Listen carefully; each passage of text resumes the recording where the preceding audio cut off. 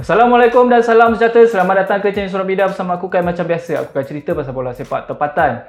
Seingat aku, cerita pasal Liga Super nak tambah tim ni dah dengar lama dah. Time Perak tersingkir ke Liga Perdana tahun lepas pun dah mula dengar. Time tu, Menteri Sukan Anak Jati Perak bagi cadangan supaya Liga Super ditambah tim. Lepas tu, awal tahun 2022 hari tu, FIFA pula keluar statement cakap Liga Malaysia tak kompetitif. Cadangan FIFA pula, instead of Liga Malaysia ni main 2 pusingan, diorang cadangkan untuk Liga Malaysia main 3 pusingan pula. So, bila FIFA sendiri komen pasal Liga Malaysia, mungkin time tu MFL dah mulalah ambil langkah yang proaktif untuk kaji semula benda ni. Dan akhirnya lahirlah keputusan untuk merombak Liga Malaysia mulai musim 2023. Aku rasa semua orang dah faham lah macam mana bentuknya Liga Malaysia yang baru tu. So, untuk video kali ni aku nak sembang sikit lah baik buruk Liga baru ni based on pendapat peribadi aku. Macam kita tahu, untuk struktur baru ni, Liga Utama Liga Super akan ada 18 tim mulai 2023. Lepas tu dikurangkan kepada 16 tim mulai tahun 2024. So, lebih banyak competitive match untuk kelab dan player. Expectationnya lebih banyak minit permainan untuk player tu, lebih tinggilah kualiti improvement yang boleh dibuat oleh player. Tapi masalahnya dekat Malaysia ni, player yang tak ada minit permainan pun boleh dapat call out dengan Harimau Malaya.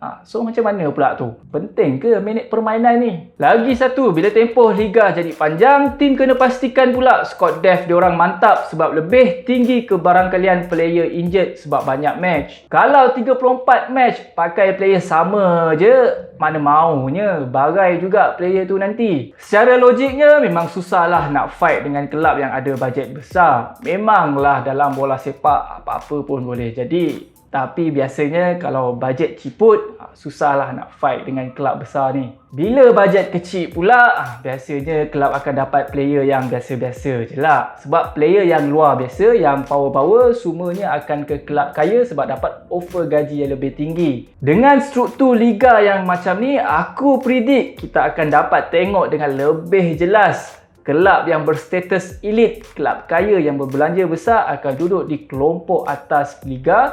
Kelab yang bajet ciput pula akan duduk di kelompok bawahan. Tapi kalau pengurusan bijak, tak mustahil. Kelab yang bajet ciput pun boleh jadi juara liga. Leicester City dah pernah buktikan masa musim 2015-2016, diorang jadi juara EPL, menewaskan kelab-kelab elit yang lain. Cuma itulah masalah pengurusan bola sepak dekat Malaysia ni, tak ramai yang bijak. Lebih ramai yang ada agenda peribadi.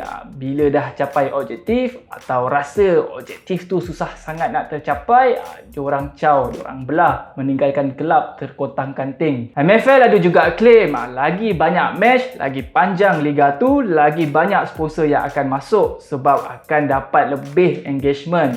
Tu kata diorang lah. Tapi MFL kena sedar satu ni, kalau pengurusan liga pun cacar marbak, mana-mana sponsor pun tak berani nak masuk. Contohnya, korang tengok sampai sekarang, kita tak ada pun satu fix date setiap musim bila sebenarnya Liga Malaysia ni akan bermula. Ada tahun tu start Januari, ada tahun tu pula start Februari, lepas tu ada pula start bulan Mac pun ada. Ada tahun pula Piala Malaysia dan Piala FA dimainkan time liga berlangsung. Ada tahun Piala Malaysia diasingkan pula time liga berlangsung. Kan cacar marba tu? MFL kena sedar benda-benda macam ni penting untuk mudahkan sponsor-sponsor yang nak masuk dan juga stesen TV plan bajet dan plan gerak kerja diorang. Kita ambil contoh EPL lah kan, sebab kita biasa tengok EPL. Diorang memang dah ada fix date bila liga berlangsung, iaitu biasanya start Ogos, habis Mei atau Jun tahun berikutnya. Segala mak nenek liga, Piala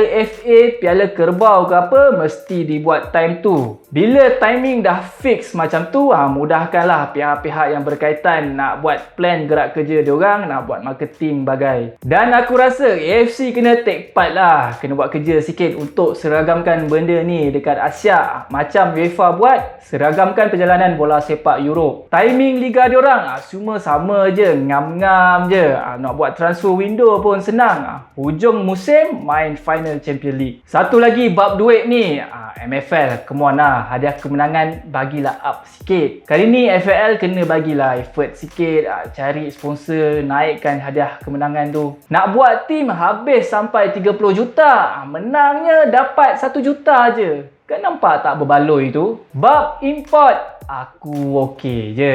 Total 9 import, 5 atas padang, 1 dekat bench, 3 dekat reserve team. Memanglah nampak tak fair sebab ada 6 player lokal je yang akan duduk atas padang dalam satu-satu masa. Tapi korang kena faham satu, benda ni just option je. Kelab sendiri ada pilihan nak pakai import ke, tak nak pakai import ke, nak pakai separuh ke, nak pakai full import.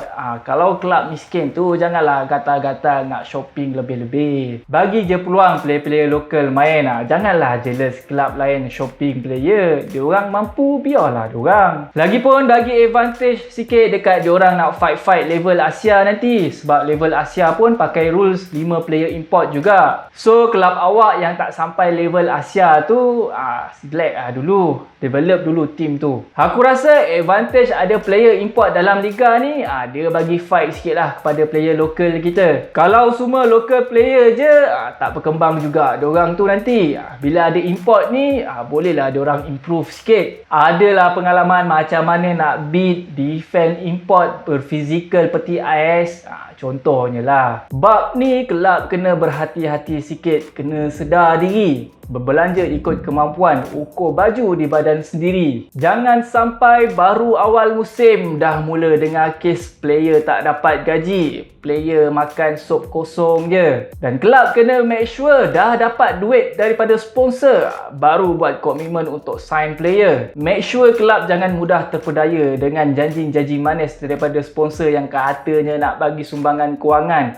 Takut nanti sekerat jalan kena scam, penaja tarik balik tajaan. Memang nganga je lah time tu. Aku bab reserve league ni boleh faham lagi purpose diorang wujudkan, iaitu nak bagi peluang budak-budak muda bawah 23 tahun main. Lepas tu letak player senior lokal atau import untuk bagi liga tu kompetitif. Cuma bila tambah reserve team ni, akan tambah kos pula untuk setup team. Sebelum ni kelab tak wajib pun untuk setup feeder team. Just perlu setup 3 team je. 1 team senior, 1 tim Piala Presiden dan 1 lagi tim Piala Bila. Sekarang bila dah tambah reserve team ni, total team yang kelab kena set up 4 team.